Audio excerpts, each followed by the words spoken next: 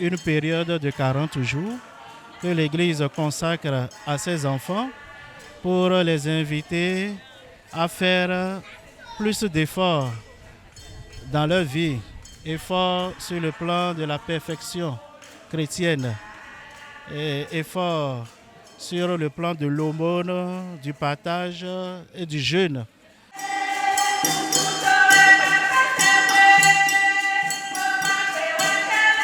L'objectif principal, c'est que nous prenions de la distance vis-à-vis du péché. Parce que dans notre vie ordinaire, nous péchons. Notre vie ordinaire est tissée de péchés. Ces mauvaises actions que nous accomplissons dans notre vie et qui ne plaisent pas au Seigneur. Alors, ce temps de carême nous est donné pour faire plus attention à ces actions, à ces actes qui nous éloignent du Seigneur, qui font que nous péchons contre le Seigneur et qui nous éloignent de lui, qui font que nous fermons notre cœur à Dieu.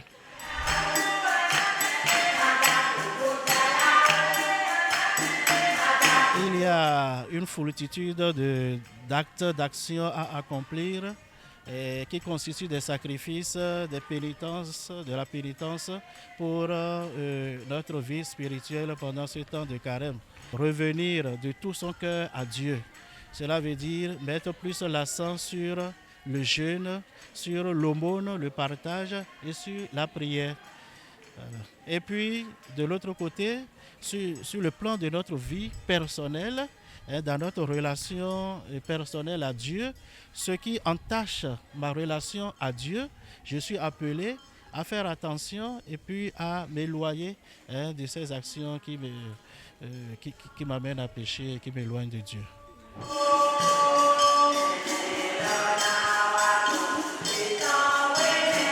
Le bon chrétien doit axer sa vie en ce temps de carême sur le bien, c'est-à-dire faire le bien et bien faire le bien. Il ne faut pas faire le bien en montrant aux hommes qu'on fait le bien.